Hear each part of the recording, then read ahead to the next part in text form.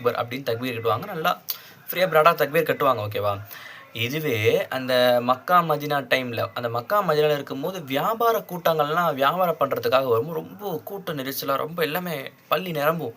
அந்த டைம்ல என்ன பண்ணுவாங்கன்னா, தக்பீர வந்து இப்டி கொஞ்சம் இப்டி ஒரு கைய ஒரு சைட்ல இப்டி ஒரு கணச்ச மாரி இப்டி கொஞ்சம் ஏன்னா கூட்டமா நிக்கும்போது இல்ல இப்டி கட்டுவாங்க. ஓகேவா? இன்னும் ஒண்ணு என்னன்னா, அ போர் டைமிங்கில எப்படி கட்டுவாங்கன்னா, அல்லாஹ் அக்பர் நேரா விட்டுருவாங்க. ஏன்னா, போர்ல தக்பீர் கட்டிட்டோன்னு வைங்களேன், ஆப்போனன்ட் எனிமிக்கு தெரிஞ்சிரும்.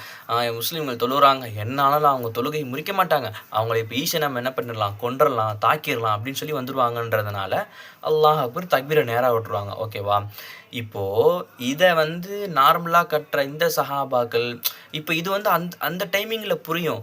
ஆனா, அதுக்கப்புறம் அந்த வியாபார டைம்ல வந்த சஹாபாக்கள் இப்படி தக்பீர் கட்டுவாங்க. அவங்களுக்கு அப்படியே பழகியிருக்கும். ஓகேவா? இது வந்து பின்னாடி மக்களுக்கு வந்து குழம்பிறக்கூடாது. அ டக்குனு சண்டை வந்துரும். "ஏய் நான் செய்றது தான் கரெக்ட்டு. இல்ல நீ செய்றது தப்பு. இல்ல தக்பீர் இப்படி தான் கட்டணும்." அப்படின்னு எந்த பிரச்சனையும் வந்துறக்கூடாது அப்படின்னு சொல்லி, இந்த ஒரு விஷயம் தொழுகையில மட்டும் இல்ல. இந்த மாரி எல்லா விஷயங்கள்லயுமே நம்முடைய இமாம்கள் என்ன செஞ்சாங்கன்னா, யாருக்கும் எந்த கன்ஃப்யூஷன் ஆயிடக்கூடாது.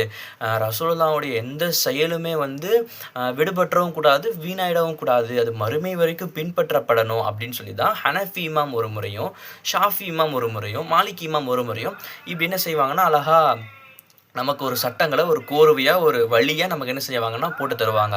இதுக்கு பேரு தான் மத்ஹப். நீங்க எந்த மத்ஹப்ப பின்பற்றினாலும், அது ரசூலுல்லாஹ்வ தான் போய் சேரும். ஓகேவா?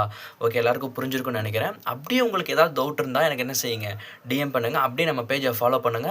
தெரியாத உங்களுடைய ஃப்ரெண்ட்ஸ்க்கு என்ன செய்யுங்க, இத ஷேர் செய்யுங்க.